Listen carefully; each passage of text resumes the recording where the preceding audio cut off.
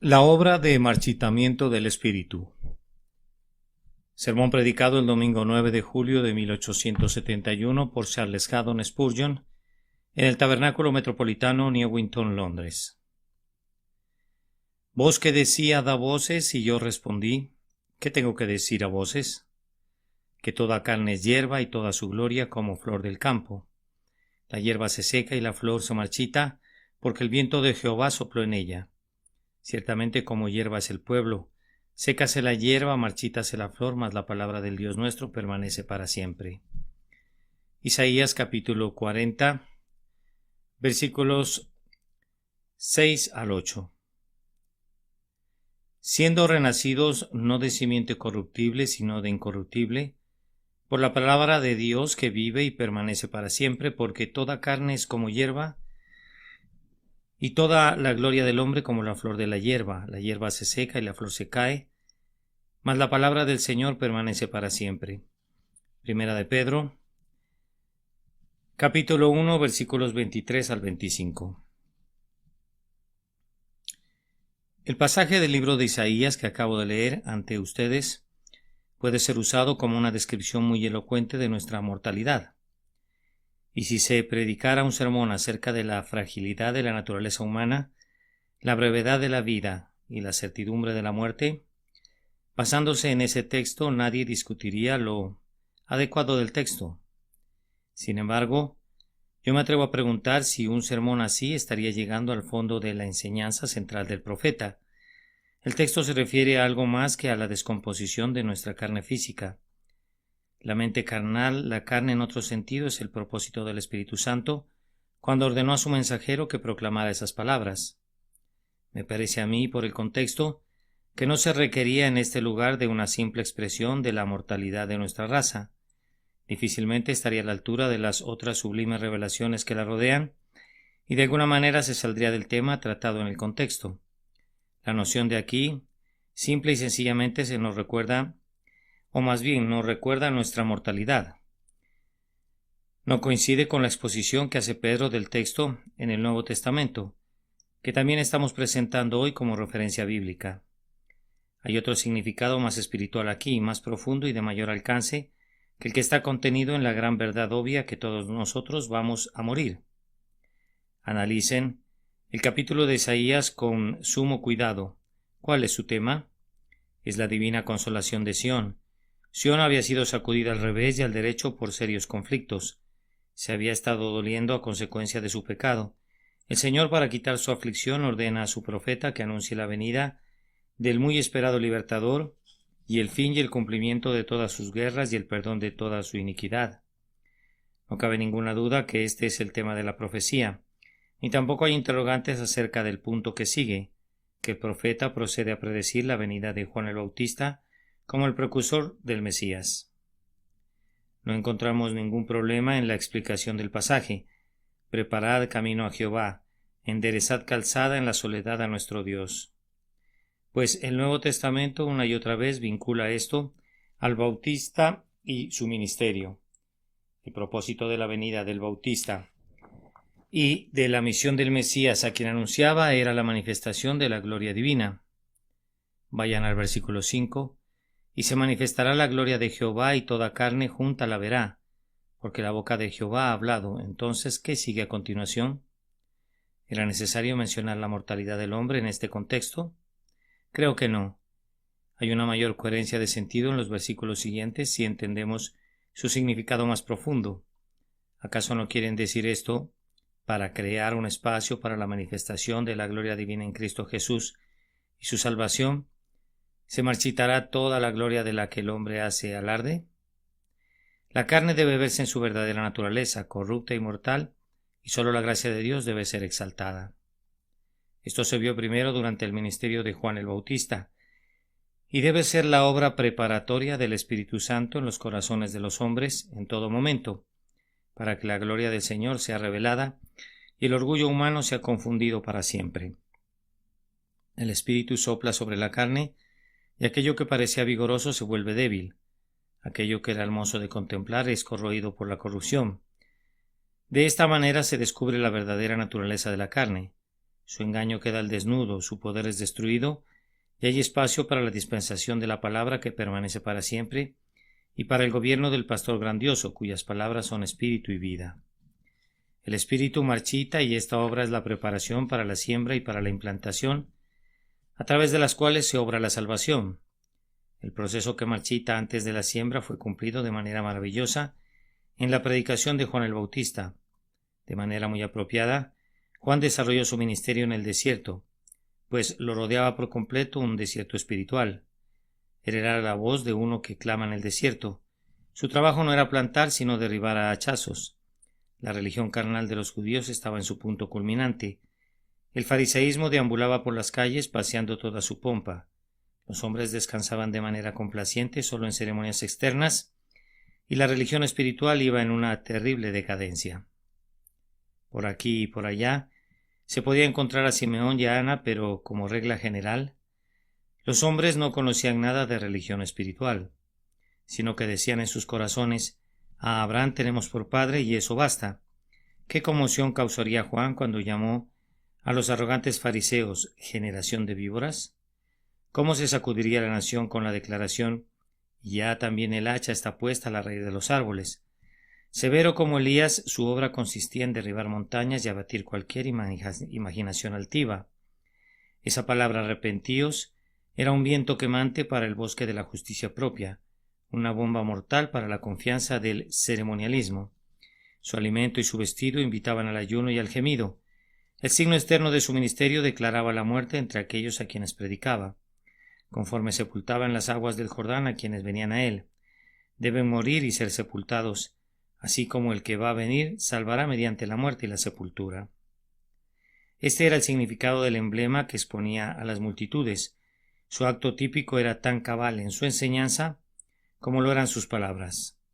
Y como si eso no fuera suficiente, les prevenía de otro bautismo aún más inquisidor y exigente en el Espíritu Santo y fuego, y de la venida de uno cuyo aventador está en su mano para limpiar completamente su era. El Espíritu en Juan soplaba como el poderoso viento del norte, capaz de devastar y marchitar, y lo convirtió en un destructor de la vanagloria de la religión de la carne, para que pudiera ser establecida la fe espiritual. Cuando el propio Señor apareció, él vino a una tierra seca, cuyas glorias habían desaparecido. El viejo tronco de Isaí estaba sin hojas y nuestro Señor era la rama que creció de su raíz. El cetro había sido quitado de Judá y el legislador de entre sus pies cuando vino Silo. Un forastero estaba sentado en el trono de David y los romanos consideraban como propia la tierra del pacto. La lámpara de la profecía ardía muy débilmente, aunque aún no se había extinguido por completo. Ningún Isaías había surgido últimamente para consolarlos, ni tampoco ningún Jeremías que lamentara sus apostasías. Toda la economía del judaísmo era como un vestido viejo, ya estaba desgastado, listo para desecharse. El sacerdocio estaba en pleno desorden. Lucas no dice que Anás y Caifás eran sumos sacerdotes ese año. Dos en un año o simultáneamente. Un extraño arreglo. Fuera de la ley de Moisés, toda la dispensación que se concentraba alrededor de lo visible, o como dice Pablo, el santuario terrenal, estaba llegando a su fin.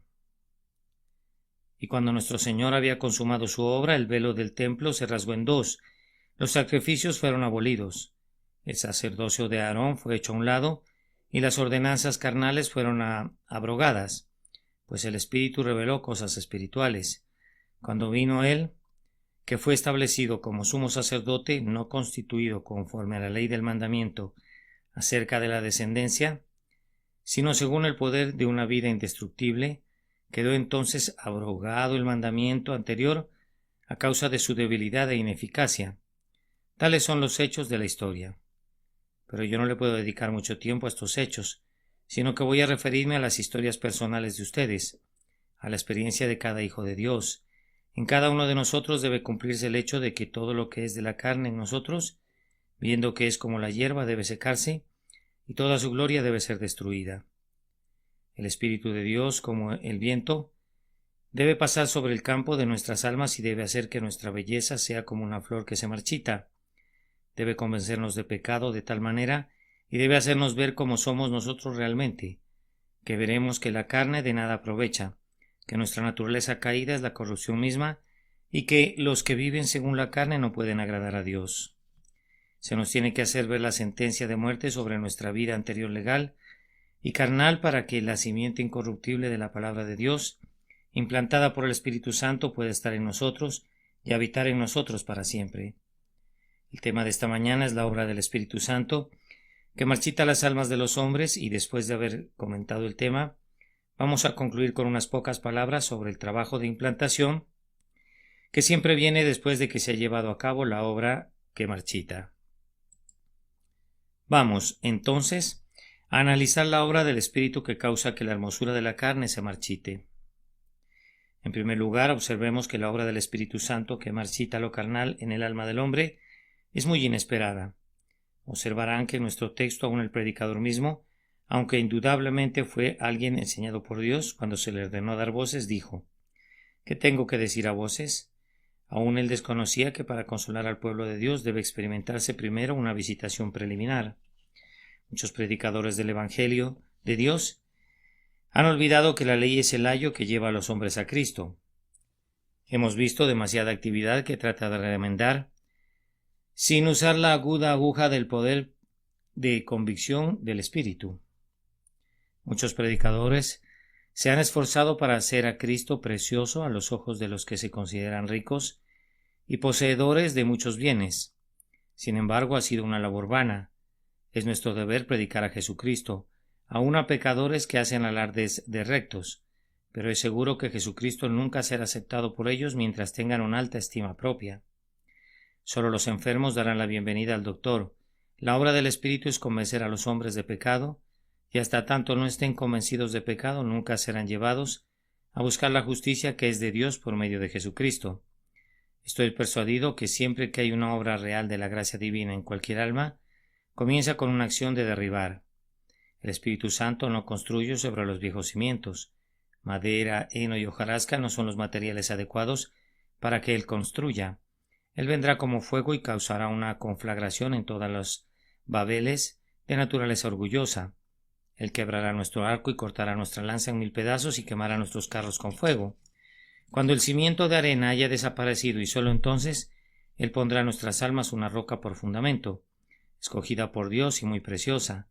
El pecador que ha despertado cuando le pide a Dios que tenga misericordia de él, se queda muy asombrado al descubrir que, en vez de gozar de una paz inmediata, su alma es abatida en su interior cuando siente la ira divina.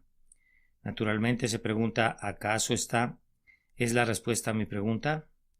Rogué al Señor que me librara del pecado y de mi yo, y esta es la forma en que Él me trata. Yo dije: escúchame, y aquí que Él me hiere con crueles heridas. Yo dije: vísteme, y aquí que Él me ha despojado de los pocos harapos que antes me cubrían. Y mi desnudez me mira la cara. Yo dije: lávame, y aquí Él me ha hundido en el foso de tal manera que hasta mis vestidos me aborrecen. ¿Acaso así se obtiene la gracia divina?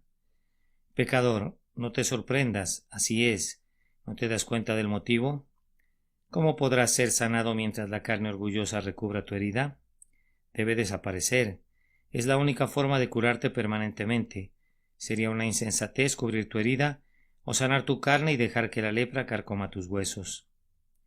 El médico grandioso va a cortar con su agudo bisturí hasta quitar la corrupción de la carne, pues sólo así puede llevar a cabo tu curación. ¿Acaso no puedes ver que es divinamente sabio que para que puedas ser vestido apropiadamente debe ser desnudado primero? ¿Qué? ¿Preferirías tener por fuera la lustrosa justicia de Cristo, más blanca de los que cualquier lavandera podría blanquear, y tener tus inmundos harapos escondidos por dentro? Hombre, deben ser tirados a la basura. Ni uno solo de tus hijos puede ser conservado. Dios no puede limpiarte hasta que no te haya hecho ver algo de tu suciedad, pues nunca podrás valorar la sangre preciosa que nos limpia de todo pecado, si no eres llevado primero que nada a lamentar que eres integralmente una cosa sucia. La obra de convicción del Espíritu, siempre que viene, es inesperada, y aun para el Hijo de Dios, en quien este proceso tiene que continuar, es a menudo sorprendente. Comenzamos a reconstruir aquello que el Espíritu de Dios ha destruido. Habiendo comenzado en el Espíritu, actuamos como si quisiéramos ser perfeccionados en la carne. Y entonces, cuando nuestra errónea reconstrucción tiene que ser derribada a nivel del suelo, nos quedamos tan sorprendidos como cuando al principio se cayeron las escamas de nuestros ojos. Newton se encontraba en una condición semejante a esta cuando escribió: «Pedí al Señor que pudiera crecer en la fe, y en el amor y en toda gracia, conocer más acerca de su salvación y buscar con más dedicación su rostro. Fue Él quien me enseñó a orar así, y Él ha respondido a mi oración, confío yo, pero ha sido tal su responder, que fui llevado al borde de la desesperación. Yo esperaba que en un momento favorable contestara de inmediato mi petición, y mediante el poder de contención de su amor subyugara mis pecados y me diera el descanso. En vez de esto, Él me hizo sentir la depravación oculta en mi corazón y dejó que los airados poderes del infierno atacaran toda la geografía de mi alma». Ah, no te sorprendas, pues así responde el Señor a su pueblo. La voz que dice «Consolaos, consolaos, pueblo mío», alcanza su propósito haciéndolos oír en primer lugar: «Toda carne es hierba y toda su gloria como la flor del campo». Más aún, esta obra de marchitar es conforme al orden usual de la operación divina.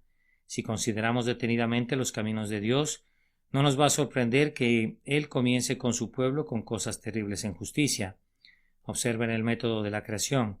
No me voy a aventurar en teorías dogmáticas de geología, pero parece que hay una alta probabilidad de que este mundo fue creado y destruido varias veces antes de su arreglo final para que lo habitara el hombre. En el principio creó los cielos y la tierra. Después vino un largo intervalo y al final, en el tiempo designado, durante 6 días el Señor preparó la tierra para la raza humana. Consideren entonces el estado de las cosas cuando el grandioso arquitecto comenzó su obra. ¿Qué había en el principio? Originalmente nada. Cuando él mandó el ordenamiento de la tierra, ¿cómo estaba? La tierra estaba desordenada y vacía, y las tinieblas estaban sobre la faz del abismo. No había ningún rastro de algún plan alterno que interfiriera con el grandioso arquitecto. ¿A quién pidió consejo para ser avisado? ¿Quién le enseñó el camino del juicio, o le enseñó ciencia, o le mostró la senda de la prudencia? No recibió ninguna contribución para las columnas o los pilares del templo que tenía proyectado construir. La tierra era, tal como lo expresa el hebreo, tohu y bohu, solo desorden y confusión. En una palabra, era el caos. Lo mismo ocurre con la nueva creación. Cuando el Señor nos hace renacer, Él no toma nada prestado del viejo hombre, sino que hace todas las cosas nuevas. No repara ni agrega una nueva ala a la antigua casa de nuestra naturaleza depravada, sino que construye un nuevo templo para su propia alabanza. Espiritualmente nosotros estamos sin forma y vacíos, y las tinieblas están sobre la faz de nuestros corazones, y su palabra nos llega diciendo: «Sea la luz», y la luz es, y muy pronto también la vida es, y todas las cosas preciosas. Tenemos otro ejemplo tomado de los caminos de Dios. Después que hubo caído el primer hombre, ¿cuándo le trajo el Señor el Evangelio?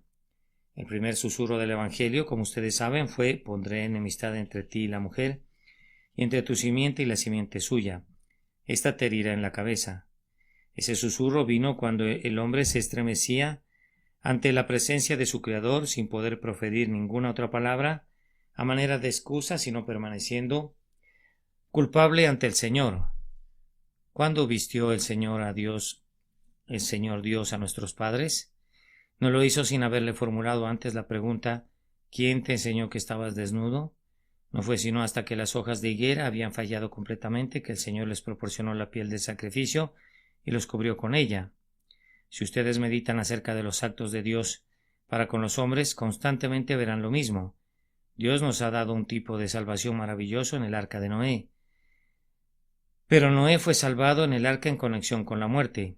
Digamos que Noé estaba sepultado en vida en una tumba y todo el mundo a su alrededor fue entregado a la destrucción. Cualquier otra esperanza se había disipado para Noé, y sin embargo el arca flotó sobre las aguas. Recuerden la redención de los hijos de Israel cuando los sacó de Egipto. Ocurrió cuando se encontraban en la peor condición, y su clamor llegó hasta el cielo a causa de su esclavitud. Ningún hombre les podía traer la salvación. Entonces el Señor, con mano fuerte y brazo extendido, rescató a su pueblo. En todo momento la salvación viene con la humillación de la criatura y cuando se desecha la esperanza humana. Como aconteció con los bosques de los Estados Unidos, el hacha del leñador debe tajar y cortar. Los majestuosos árboles centenarios deben caer. Las raíces deben ser quemadas y el reino original de la naturaleza debe ser turbado, antes de que pueda haber labranza y construcción de ciudades y las artes de la civilización y las transacciones del comercio. Lo viejo debe desaparecer para que venga lo nuevo. De la misma manera, el Señor quita lo primero para poder establecer lo segundo. El primer cielo y la primera tierra deben pasar, pues de lo contrario no puede haber un cielo nuevo y una nueva tierra. Ahora, como ha ocurrido con lo externo, debemos esperar que lo mismo ocurra dentro de nosotros. Y cuando este marchitamiento y esta pérdida de brillo tenga lugar en nuestras almas, solo podremos decir: Jehová es, haga lo que bien le pareciere. Me gustaría que observaran en tercer lugar que nuestro texto nos enseña cuán universal en su alcance es este proceso en los corazones sobre los que obra el Espíritu. ¿De qué se trata este marchitamiento? ¿Acaso es de alguna parte de la carne y de alguna porción de sus tendencias? No, observen que toda carne es hierba y toda su gloria, su elemento más selecto y escogido, como la flor del campo. ¿Y qué le ocurre a la hierba? ¿Sobrevive algo? La hierba se seca, toda ella, ¿y la flor acaso no resistirá? Siendo una cosa tan bella, ¿no tiene una cierta inmortalidad? ¿No se marchita y se cae? Entonces, en donde quiera que el Espíritu de Dios sopla en el alma del hombre, hay un marchitamiento de todo lo que es de la carne, llegando a comprender que la mente orientada hacia la carne está muerta. Por supuesto, todos conocemos y confesamos que donde hay una obra de la gracia, debe haber una destrucción de nuestro deleite en los placeres de la carne. Cuando el Espíritu de Dios sopla en nosotros, lo que era dulce se torna amargo, lo que era brillante se toma opaco. Un hombre no puede poseer la vida de Dios y sin embargo amar el pecado. Si siente placer en los gozos carnales en los que antes se deleitó, entonces todavía es lo que era. Le interesan las cosas de la carne y por lo tanto busca la carne y morirá. El mundo y las codicias de otras cosas son para el hombre no regenerado tan bellos como los prados en la primavera, cuando están adornados de flores, pero para el alma regenerada son un desierto, una tierra salada y deshabitada. De aquellas cosas en las que antes nos deleitábamos decimos: vanidad de vanidades, todo es vanidad. Clamamos para ser librados de los gozos venenosos de la tierra, los aborrecemos, y nos asombramos porque en un tiempo pudimos disfrutarlos.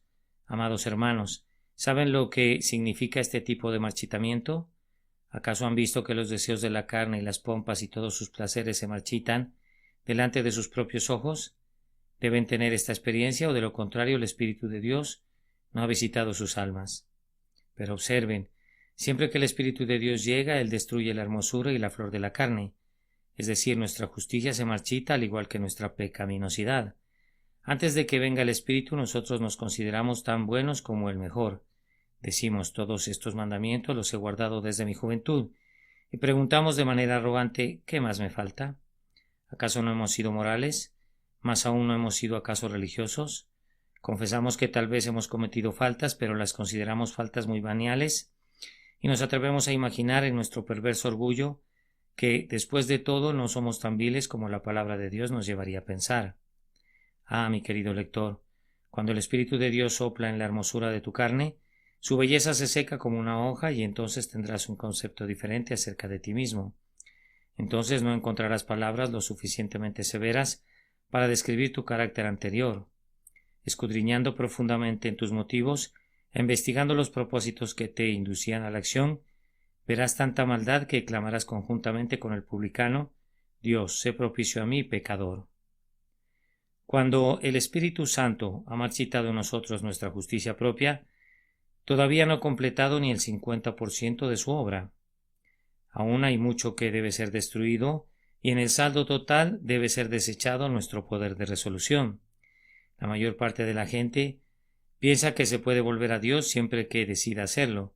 Soy un hombre de tal fortaleza de mente, dice alguno, que si yo me decidiera a ser religioso no tendría ningún problema. Ay, dice otro espíritu liviano, yo creo que uno de estos días puedo corregir los errores del pasado y comenzar una nueva vida. Ah, mis queridos lectores, las resoluciones de la carne son flores bellas, pero todas se van a marchitar. Cuando somos visitados por el Espíritu de Dios, encontramos que aun cuando la voluntad está presente en nosotros, no sabemos cómo llevar a cabo lo que queremos. Sí, y descubrimos que nuestra voluntad es contraria a todo lo que es bueno, y que naturalmente no vamos a venir a Cristo para que podamos tener vida. Qué pobres cosas tan frágiles son las resoluciones cuando son vistas a la luz del Espíritu de Dios. Aun así el hombre dirá: después de todo, yo pienso que tengo dentro de mí una conciencia iluminada y una inteligencia que me guiará acertadamente. Voy a usar la luz de la naturaleza y no dudo que si me desvío un poco voy a poder encontrar mi senda otra vez. Ah, hombre, tu sabiduría, que es la simple flor de tu naturaleza, ¿qué cosa es? Sino una insensatez, aunque tú no lo sabes. Inconverso y sin ser regenerado, tú no eres a los ojos de Dios más sabio que un pollino de asno montés. Yo quisiera que ustedes fuesen humillados en su propia estima, como un niño a los pies de Jesús, y que fueran llevados a exclamar: enséñame. Cuando el viento del marchitamiento del espíritu se mueve en la mente carnal, revela la muerte de la carne en todos sentidos, especialmente en materia de poder gustar lo que es bueno. Entonces aprendemos la palabra de nuestro Señor: separados de mí, nada podéis hacer. Cuando yo estaba buscando al Señor, no solamente creía que no podía orar sin la ayuda divina, sino que sentía en mi propia alma que no podía. Entonces no me podía sentir bien ni lamentar como yo quería o gemir como yo quería. Anhelaba poder anhelar más a Cristo, pero ni siquiera podía sentir que lo necesitaba Él como debía sentirlo. Este corazón era entonces duro y terco, tan muerto como esos cadáveres descompuestos en sus tumbas. Oh, que no hubiera dado yo por una lágrima. Quería arrepentirme, pero no podía. Anhelaba creer, pero no podía. Me sentía atado, enredado y paralizado. Esta es una revelación humillante del Espíritu Santo de Dios, pero necesaria, pues la fe de la carne no es la fe de los elegidos de Dios. La fe que justifica el alma es el don de Dios, no de nosotros. Necesitamos arrepentirnos del arrepentimiento que es obra de la carne. La flor de la carne debe marchitarse. Solo la semilla del Espíritu producirá fruto para perfección. Los herederos del cielo no son engendrados de sangre, ni de voluntad de carne, ni de varón, sino de Dios. Si la obra en nosotros no es del Espíritu sino nuestra, se va a doblar y se va a caer en el momento en que necesitemos más su protección, y su fin será como la hierba del campo que hoy es y mañana se echa en el horno. Ven, entonces, a la universalidad de esta obra de marchitamiento en nosotros, pero les ruego que también observen cuán completa es. La hierba que hace se dobla, no, se seca. La flor del campo, ¿qué pasa con ella? ¿Inclina levemente su cabeza a un lado? No. Nos dice Isaías que se marchita, y según Pedro se cae. No se puede revivir regándola porque ha llegado a su fin. De esa manera también se le muestra a quienes han despertado que en su carne no hay nada bueno, que obra de marchitamiento y de muerte han tenido en sus almas algunos siervos de Dios. Miren a Juan Bunyan. Según se describe a sí mismo en su obra Gracia Abundante, durante muchos meses y aún años, el Espíritu se ocupó en aniquilar todo lo que formaba parte del viejo Bunyan, para que se pudiera convertir, por la gracia divina, en un hombre apto para guiar a los peregrinos en su camino hacia el cielo. No todos hemos soportado la dura prueba durante tanto tiempo, pero en cada hijo de Dios debe haber una muerte al pecado, a la ley, al yo, y esta obra debe ser llevada a cabo antes de ser perfeccionados en Cristo y ser llevados al cielo. La corrupción no puede heredar la incorrupción. Es por medio del Espíritu que mortificamos las obras del cuerpo y tenemos vida, pero no puede ser mejorada la mente carnal de ninguna manera, por cuanto los designios de la carne son enemistad contra Dios, porque no se sujetan a la ley de Dios ni tampoco pueden. ¿Acaso no puedes mejorar la vieja naturaleza? No. ¿O se es necesario nacer de nuevo? ¿No puede aprender cosas celestiales? No. El hombre natural no percibe las cosas que son del Espíritu de Dios, porque para él son locura y no las puede entender porque se han de discernir espiritualmente. No hay nada que se pueda hacer con la vieja naturaleza excepto ponerla en la tumba. Debe estar muerta y enterrada, y cuando eso suceda, entonces la semilla incorruptible que vive y permanece para siempre se desarrollará de manera gloriosa. El fruto del nuevo nacimiento llegará a su madurez y la gracia será exaltada en gloria. La vieja naturaleza nunca mejora. Es tan terrenal y sensual y diabólica en el santo de 80 años como lo fue cuando vino por primera vez a Cristo. Ni ha experimentado mejoras ni puede mejorar. Es la enemistad misma contra Dios. Todo designio de los pensamientos del corazón es de continuo solamente el mal.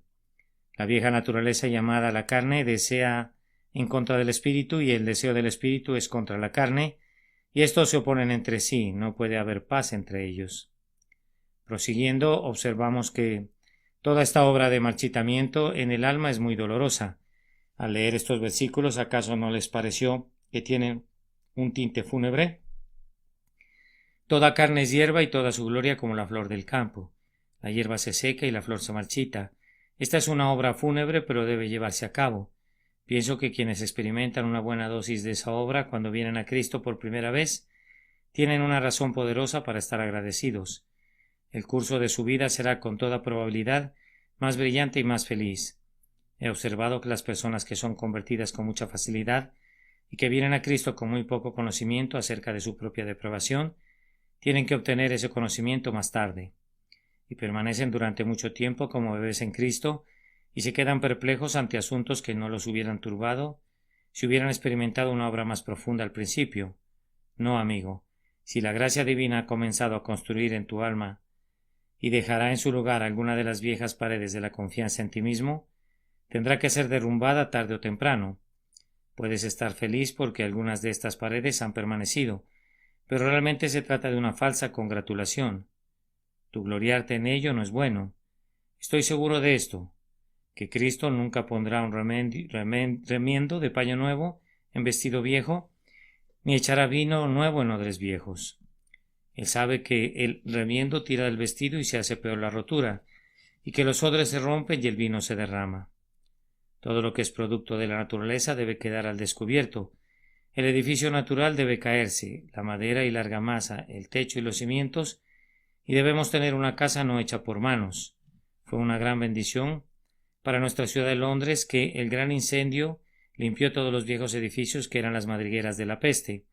Después se construyó una ciudad mucho más sana, y es una gran bendición para un hombre cuando Dios barre de inmediato toda justicia propia y su correspondiente fuerza y le hace sentir que no es nada y que no puede ser algo y lo lleva a confesar que Cristo debe ser todo en todo y que su única fortaleza está en el poder eterno del siempre bendito Espíritu.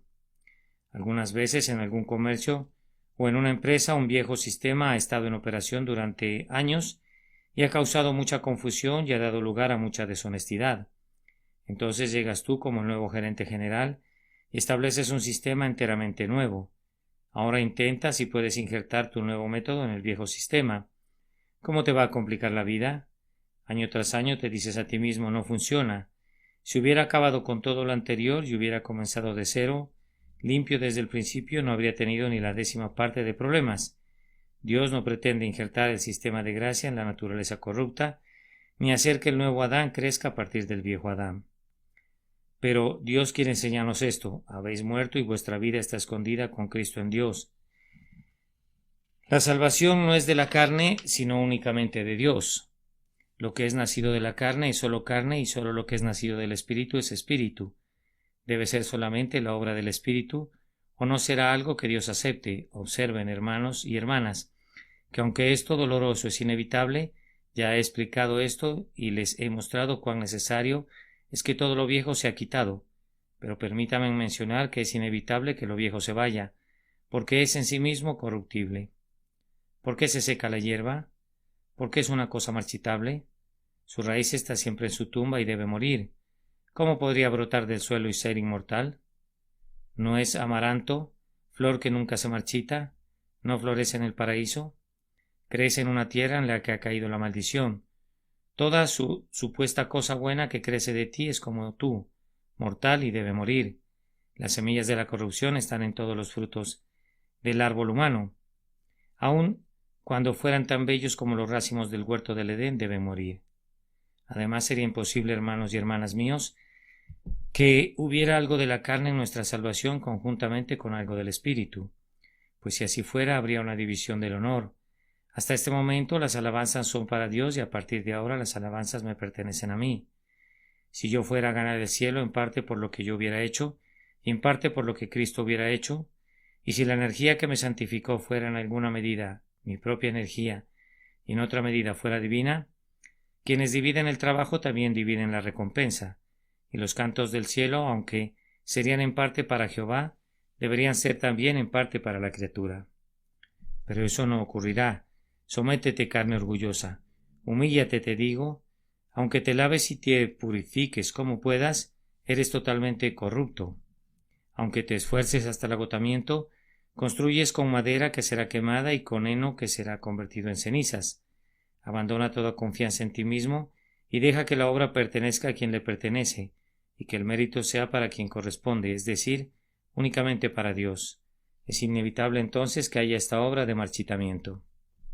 Concluyo con una palabra de consuelo para cualquiera que esté experimentando el proceso que estamos describiendo, y espero que algunos de ustedes estén en esa condición. Me da mucho gozo cuando escucho que ustedes, inconversos, se sientan muy miserables, pues las miserias que son obras del Espíritu Santo son siempre el preludio de la felicidad. La obra del Espíritu es de marchitar. Me encanta la traducción que tenemos, porque el Espíritu de Jehová sopló en ella. Es cierto que el pasaje puede ser también traducido así: el viento de Jehová sopló en ella. Como ustedes saben, la misma palabra se usa en el hebreo para designar viento y espíritu, y lo mismo es válido en el griego. Pero conservemos aquí la antigua traducción, pues yo pienso que es el significado real del texto. Es el Espíritu de Dios el que marchita la carne, no es el diablo el que mató mi justicia propia. Me daría miedo que fuera así, ni tampoco fui yo el que se humilló a sí mismo mediante una autodegradación voluntaria e innecesaria. Fue el Espíritu de Dios. Es mejor ser hecho pedazos por el Espíritu de Dios que ser sanado por la carne. ¿Qué dice el Señor? Yo hago morir y yo hago vivir. Él nunca hace vivir sino a quienes Él hace morir. Bendito sea el Espíritu Santo cuando me mata, cuando su espada corta a través de las entrañas de mis propios méritos y de mi confianza en mí mismo. Entonces me hace vivir.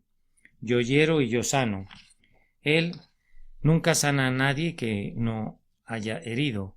Entonces bendita sea la mano que hiere, que siga hiriendo, que corte y arranque, que me quede muy claro cuán malo soy, para que pueda ser llevado a desesperar de mí mismo y me deje caer sobre la misericordia inmerecida de Dios, y que la reciba como un pobre pecador culpable, perdido, desesperado y arruinado. Que por su gracia nos arrojemos en los brazos de la gracia soberana, sabiendo que Dios debe dar todo, y Cristo debe ser todo, y el Espíritu debe obrar todo, y el hombre debe ser como barro en las manos del alfarero, para que el Señor pueda llevar a cabo en él lo que le parezca bien. Gócense, queridos hermanos y hermanas, sin importar en qué forma son abatidos, pues si el Espíritu los humilla, Él no quiere ningún mal para ustedes, sino que quiere un infinito bien para sus almas. Ahora vamos a concluir con unas pocas frases relativas a la implantación. Según Pedro, aunque la carne se marchita y la flor se cae, en los hijos de Dios hay un proceso inverso al marchitamiento que es de otra índole, siendo renacidos no de simiente corruptible, sino de incorruptible, por la palabra de Dios que vive y permanece para siempre, mas la palabra del Señor permanece para siempre. Ahora, el Evangelio nos es útil porque no es de origen humano. Si fuera de la carne, todo lo que pudiera hacer por nosotros no nos llevaría más allá de la carne. Pero el Evangelio de Jesucristo es sobrehumano, divino y espiritual. Desde su concepción es de Dios. Su gran don, el Salvador, es un don divino, y todas sus enseñanzas están llenas de la divinidad. Si tú, querido lector, crees en un Evangelio que tú mismo has elaborado, o en un Evangelio que es producto del cerebro humano, es de la carne y se va a marchitar, y tú morirás y estarás perdido creyendo en él. La única palabra que pueda bendecirte y ser una semilla en tu alma debe ser la palabra viva e incorruptible del Espíritu Eterno. Y esta es la palabra incorruptible, que y aquel verbo fue hecho carne y habitó entre nosotros. Que Dios estaba en Cristo, reconciliando consigo al mundo, no tomándoles en cuenta a los hombres sus pecados. Esta es la palabra incorruptible, que todo aquel que cree que Jesús es el Cristo es nacido de Dios. El que en él cree no es condenado, pero el que no cree ya ha sido condenado porque no ha creído en el nombre del unigénito Hijo de Dios. Dios nos ha dado vida eterna, y esta vida está en su Hijo. Entonces, hermanos, esta es la semilla, pero antes de que pueda crecer en sus almas, debe primero ser plantada allí por el Espíritu. ¿La recibirán esta mañana? Entonces el Espíritu la va a sembrar en su alma. Se precipitan hacia ella diciendo: yo creo, yo la tomo. En el Dios encarnado deposito mi esperanza. Toda mi confianza está en el sacrificio sustituto, en la completa expiación de Cristo. Yo estoy reconciliando con Dios, o más bien reconciliado con Dios por medio de la sangre de Jesús. ¿Y cuál es su resultado? De acuerdo con el texto, nos viene una nueva vida como consecuencia de que la palabra viva mora en nosotros y que hemos nacido de nuevo por medio de ella. Es una nueva vida. No es la vieja naturaleza que selecciona lo mejor que hay en ella. No es el viejo Adán que se refina y se purifica a sí mismo y que se eleva a algo mejor. No. Ya lo hemos mencionado antes que la carne se seca y su flor se marchita. Es enteramente una nueva vida. En la regeneración se convierten en una criatura tan nueva como si nunca hubieran existido y hubieran sido creados por primera vez. Las cosas viejas pasaron y aquí todas son hechas nuevas. Los hijos de Dios están más allá y por encima de los otros hombres. Los otros hombres no poseen la vida que el Hijo de Dios ha recibido. Los otros hombres solo tienen dos componentes, cuerpo y alma. El Hijo de Dios tiene tres componentes, el espíritu, alma y cuerpo. Un principio nuevo, una chispa de la vida divina ha caído en su alma. Ya no es más un hombre natural o carnal, sino que se ha convertido en un hombre espiritual, capaz de entender las cosas espirituales y que posee una vida muy superior a cualquier cosa que pertenezca al resto de la humanidad. Oh, que Dios, que ha marchitado lo que es de la carne en las almas de algunos de ustedes, les otorgue muy pronto el nuevo nacimiento por medio de la palabra. Observen ahora, para concluir, que dondequiera que esta nueva vida viene a través de la palabra es incorruptible y vive y permanece para siempre. Tratar de arrancar la buena semilla del corazón de un creyente y tratar de destruir la nueva naturaleza en él es algo que intentan la tierra y el infierno, pero no lo han podido lograr. Aunque se pudiera arrancar al sol del firmamento, aún así no se podía arrancar la gracia divina de un corazón regenerado. Vive y permanece para siempre, dice el texto. No puede corromperse a sí misma ni puede ser corrompida. Sabemos que todo aquel que ha nacido de Dios no practica el pecado. Y yo les doy vida eterna, y no perecerán jamás, ni nadie las arrebatará de mi mano. El agua que yo le daré será en él una fuente de agua que salte para vida eterna. Tú tienes una vida natural que morirá, porque es de la carne. Tú tienes una vida espiritual. Acerca de ella está escrito, y todo aquel que vive y cree en mí no morirá eternamente. Tú tienes ahora en ti la noble y verdadera inmortalidad. Debes vivir como Dios vive, en paz y gozo y felicidad. Oh, pero recuerda, querido lector, si no tienes esto no verás la vida. Entonces, ¿qué sucederá? ¿Serás aniquilado? Ah, no, pero la ira de Dios está sobre ti. Existirás, pero no vivirás. No sabrás nada de la vida, pues eso es un don de Dios en Cristo Jesús. Serás más bien el desdichado heredero de la muerte eterna, llena de tormentos y de angustia. La ira de Dios está sobre él. Serás lanzado al lago de fuego. Esta es la muerte segunda. Serás uno más de aquellos que están donde el gusano de ellos no muere y el fuego nunca se apaga. Que Dios, el siempre bendito Espíritu, los visite. Si Él está luchando con ustedes, no apaguen su llama divina. No traten con ligereza ningún pensamiento santo que tengan. Si hoy deben confesar que no son nacidos de nuevo, humíllense ante eso. Vayan y busquen la misericordia del Señor. Ruéguenle para que los trate con gracia y misericordia y los salve. Muchas personas que solo han tenido acceso a la luz de la luna la han valorado y muy pronto recibieron la luz del sol. Por sobre todas las cosas, recuerden que es la semilla que da vida y denle reverencia cuando escuchen su predicación. Y esta es la palabra que por el Evangelio os ha sido anunciada. Respétala y recíbanla. Recuerden que la semilla que da vida está toda envuelta en esta frase.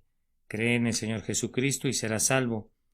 El que creyere y fuere bautizado será salvo, mas el que no creyere será condenado. Que Dios los bendiga. Por Jesucristo nuestro Señor. Amén. La obra de marchitamiento del Espíritu.